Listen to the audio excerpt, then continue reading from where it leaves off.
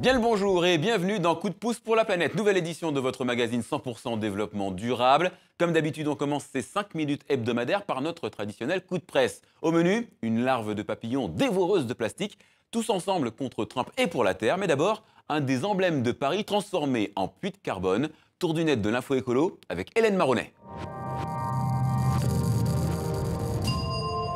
C'est un drôle d'aquarium qui va s'installer à Paris. Peuplé de microalgues, cette colonne Maurice sera capable de capter le dioxyde de carbone et devrait réduire la pollution. Début de l'expérimentation à l'été prochain.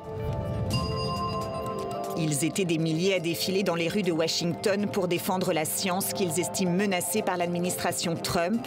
Après avoir déclaré que le changement climatique n'était rien d'autre qu'un canular, le président américain pourrait maintenant effectuer des coupes dans les budgets alloués à la recherche.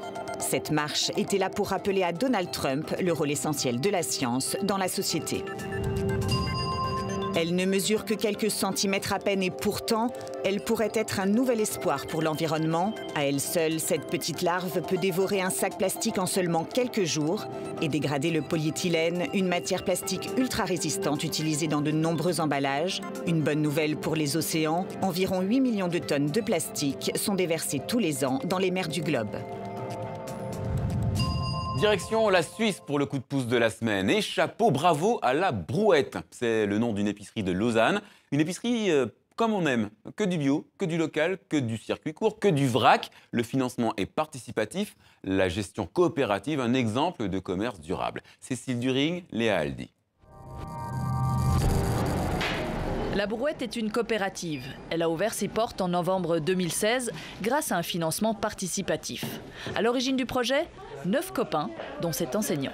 Il y a plein de motivations. Déjà, l'envie de savoir ce qu'on a dans notre assiette. Aujourd'hui, la coopérative compte déjà une soixantaine de coopérateurs qui tous doivent effectuer 4 heures de travail par mois pour faire fonctionner l'épicerie. Clémence a par exemple rendez-vous cet après-midi avec un couple d'éleveurs de la région. Depuis le début de l'aventure, la jeune femme a pour tâche de trouver des producteurs autour de Lausanne qui correspondent aux critères de durabilité. On a créé tout un réseau en fait, autour de la Brouette, comme ça, de bouche à oreille. Et elle fait ça à côté de son métier de psychomotricienne. L'autre idée forte de la coopérative, éviter les intermédiaires afin de pratiquer des prix raisonnables. La Brouette ne cherche pas le profit. On passe pas par des grossistes, on veut être en contact direct avec les producteurs, c'est déjà pour limiter les gens qui sont enrichis entre guillemets inutilement. On négocie pas les prix avec les producteurs. Ouais. L'épicerie attire les habitants du quartier et bien au-delà, des convaincus pour la plupart. Ça demande un effort d'amener ses récipients, de se déplacer, etc. Mais je suis convaincue parce que c'est en effet pas les mêmes produits, pas les mêmes légumes, c'est pas la même qualité non plus, donc c'est quelque chose de différent, et ça vaut la peine. Après 5 mois d'exploitation, la Brouette semble avoir déjà trouvé son rythme de croisière. Cookie Gallman, ça doit vous dire quelque chose. Cookie Gallman, c'est l'auteur du best-seller « Je rêvais de l'Afrique », une icône de la lutte pour l'environnement dont l'histoire a été incarnée à l'écran par Kim Basinger. Eh bien, Cookie Gallman a été blessée par balle dimanche dernier dans sa réserve du Kenya. Elle a été la cible d'éleveurs qui réclament plus de pâturage pour leurs bêtes, leurs troupeaux décimés par la sécheresse.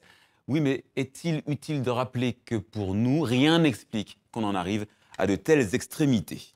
Allez, pour finir, c'est devenu un attrape-touriste, mais il faut avouer que le spectacle est à couper le souffle. À l'extrême est du Canada, à cette période de l'année, il n'est pas rare de voir passer les icebergs. Mais celui-là, avec ses 46 mètres de haut, il vaut vraiment le coup d'œil. Il est échoué sur des hauts fonds, pas loin de la côte de Terre-Neuve, et ça donne des images de toute beauté. Et voilà, c'est la fin de ce coup de pouce pour la planète. On se retrouve très bientôt. N'oubliez pas qu'on aime bien que vous nous fassiez des petits coucous numériques, donc rendez-vous sur Internet. D'ici là, prenez soin de la planète, elle le mérite.